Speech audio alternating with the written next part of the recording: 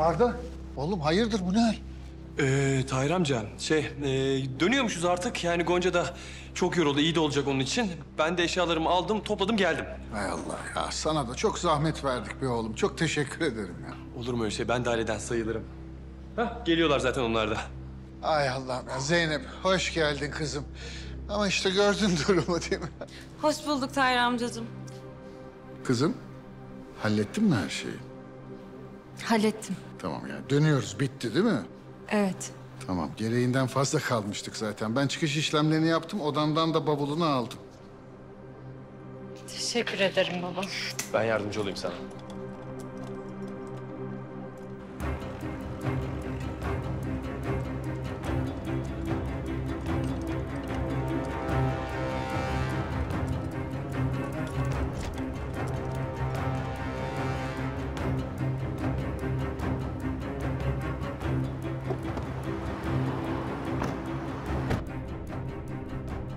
Vay Arda Efendi vay. Ben size demedim mi la? Bu herife göl havası aldıralım diye. Çantayı mantayı kapmış. Kaçıyor lan bu.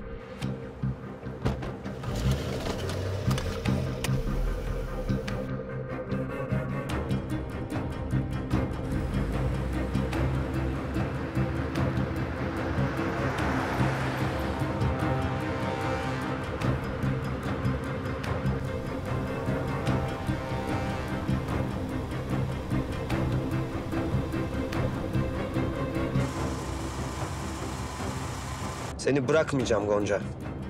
Gitmene izin vermeyeceğim. Gidiyoruz ama sanki bir sürü şey kalıyor geride. Cevap olmayan bir sürü soru var hala kafamda. Ya İstanbul'a gidelim de her şey halledilir. Yoluna gider yani. Oysa burada başka bir hayatımız olabilirdi. Ya kızım, annem bile burada yaşamak istememiş yani. Daha ne olsun? Ama Ama ne? Ölmek için buraya gelmiş. Onu mu diyeceksin?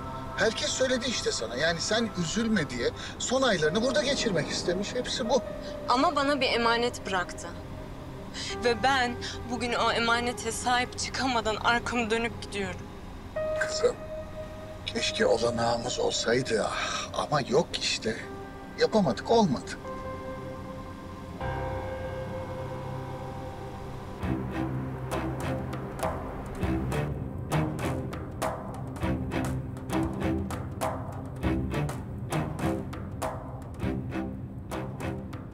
Arda neyin var senin? Gonca'ya da sana da burada bir haller olmuş. Sorma. Bir türlü İstanbul'a dönemiyoruz. Bir dönsek her şey eskisi gibi olacak da.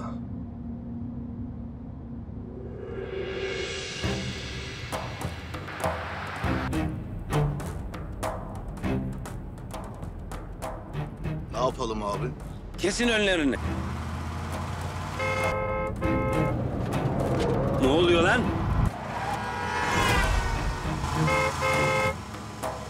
Adam deli galiba abi.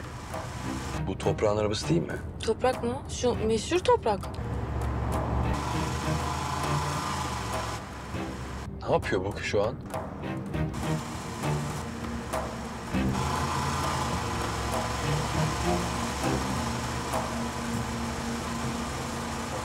Konuşmamız lazım.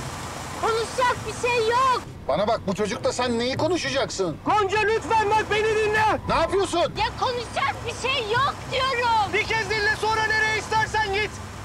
Hayır git. Dikkat et. Dikkat et. Toprak. Beni Toprak dinlemelisin. dikkat et. Toprak dikkat. Beni dinlersen çekilirim. Dur sana. Toprak ya ne yapıyor baba Allah aşkına bir...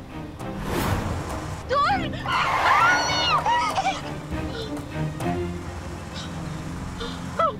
Allah'ım şükürler olsun.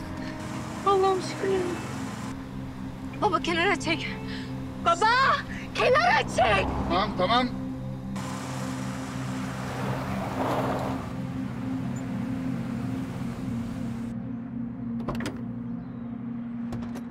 Eşkıya mısın oğlum sen? Ha? Öldürecektin hepimizi. Niye yolunuzu kesiyorsun sen? Bana bak. Ha? Biliyorum ama Gonca ile konuşmam lazım. Sen benim kızımla ne konuşacaksın? Baba tamam bu benim meselem lütfen. Kimsenin karışmasını istemiyorum. Ya sen ne yaptığını sanıyorsun ya? Ben seninle konuşmak için Ya sana bir şey olsaydı? üzülür müydün? Tahir amca, izin verin şuradan haddini bildireyim. Dur, şimdi değil, şimdi. Gonca özür dilerim. Seni böyle bir duruma düşürmek istemezdim. Ama başka bir çarem kalmadı. Ne istiyorsun benden? Benden ne istiyorsun ya? Ben buraya ait değilim. Hayır Gonca, sen buraya aitsin. Buraya ait Senin değilim. çöplerin burada. Senin yerin. Ne? Ne? Toprak ne? Benim yerim ne? Annenin evi. Onu da bırakıp gidecek misin? Ya sen neden böyle yapıyorsun ya? Neden böyle konuşup hislerimle oynuyorsun? Ben gidince o evle ilgili ne planın varsa gidersin Fatma Ana'ya. Ne istersen de onu yaparsın, tamam mı? Al işte sana o ne bileyim mimarlık mesleğin içinde var ya. İyi bir başlangıç olur sana. Benimle gelirsen mümkün olduğunu göreceksin.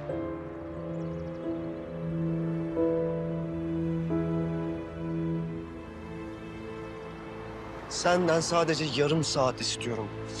Gitmeden önce görmen gereken çok önemli bir şey var. Benimle gel gör. Eğer ikna olmazsan ondan sonra ağzımı açıp tek bir kelime daha etmeyeceğim. Ne istiyorsan yap. Burayı, annenin evini, her şeyi unut gitsin o zaman. Neymiş o görmem gereken şey? Ha? Ya neden söylemiyorsun? Söyleyemem. Kelimeler yetmiyor ki. Konuştukça her şey birbirine giriyor. Benimle gel gör.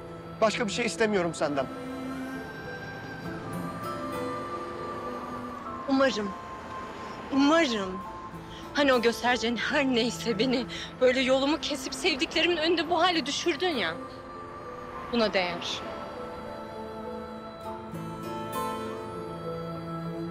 Baba, merak etme.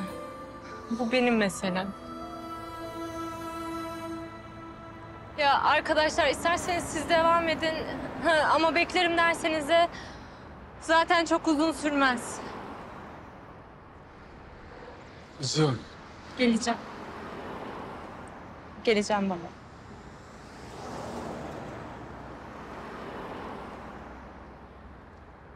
Hayır Bey, böyle olduğu için çok özür dilerim.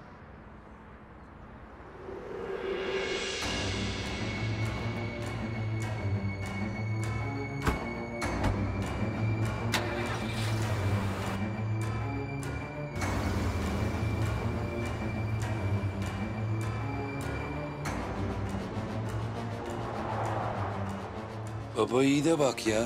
Kızı kaptığı gibi götürdü. Ne yapalım abi?